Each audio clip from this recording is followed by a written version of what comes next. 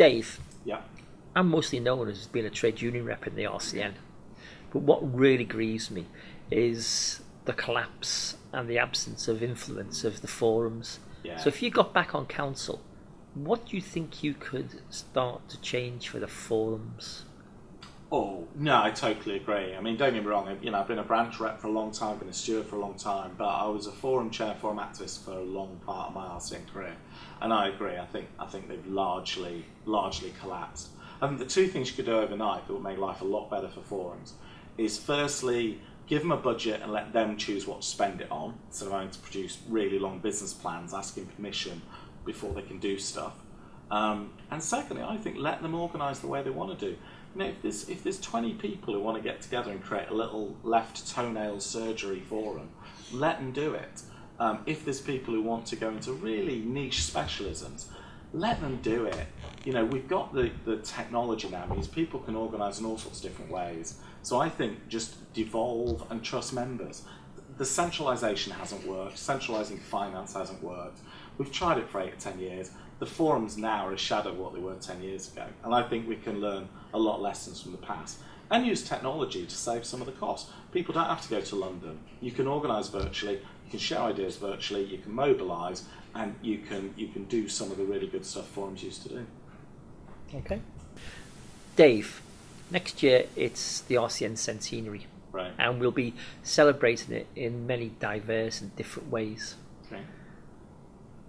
How would you like the RCN to celebrate its centenary? Oh, okay. I think there's a couple of things we can celebrate. I think we can celebrate the fact that the RCN's been around for a long, long time, 100 years. We were fighting for the NHS when an awful lot of organisations, including some of the medical royal colleges, were fighting against it. Yeah, I think we can claim to have fought for the NHS when it wasn't that popular, and we should really be proud of that, and that's a massive achievement. I think we should be proud about what we do with students. You look at a lot of organisations and trade unions, we treat student council members as equal. When I was a student council member, I was treated as an equal council member. We give students a huge voice. They're a massive part of our organisation. We value them, and we don't patronise them. And actually, there's not that many organisations that do that. And I think the third thing is we should celebrate more just what amazing stuff a lot of nurses are doing. I don't think we celebrate it. I think there's just bits of amazing practice and bits of amazing research and I know a load of amazing people who are RCN nurses that have never really been celebrated. I think we should get quite a few more of them, get some honours. I think there's some people who can get some damehoods and knighthoods and some MBEs and stuff. And I think we should celebrate more. I think we start to celebrate activists, but I can think of a lot of amazing people who've changed the lives of hundreds, thousands of members that we've not really celebrated. We should just remember how cool we are sometimes and how cool some of the RCN members are and just what amazing stuff they do. I don't quite know what that would be. Maybe a sort of celebration, or you could nominate a hero, or, everyone stand up and say who their hero was in the RCN, who inspired them, who's someone they look up to, and when that's the kind of person I want to be like. I was going to make that my last question, but something's just occurred to me in your last answer. Who are the 3 most inspirational people that have influenced your career within the RCN? Okay. That's a good question. They always are. All right, I'll embarrass you with the first one, because you, Mike Travis, is one. No, you're not putting the camera away.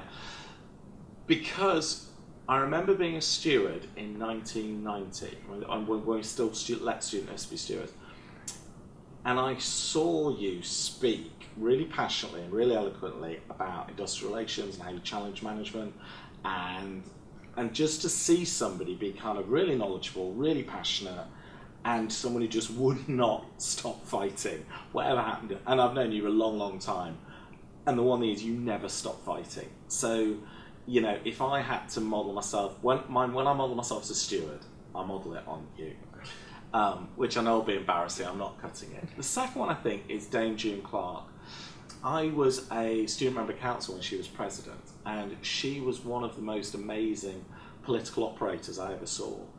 And I remember, with a tiny bit of money and a couple of members of staff, did this huge piece of work around community nursing.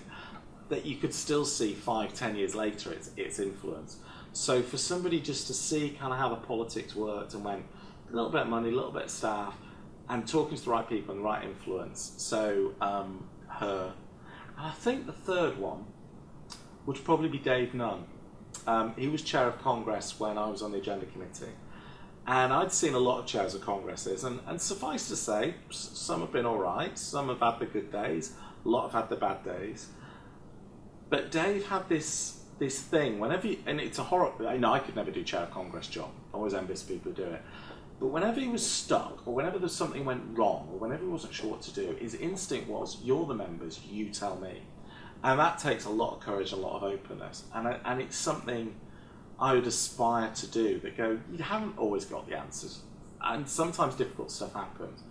But when you're not sure what to do, to instinctively go, you're the members, you tell me what to do. So, yeah, I'd say those were the three people. If I could be a little bit of those three on council, I'd be a very happy bunny. Dave Dawes, thank you. Thanks, Mike. Cheers. Brilliant.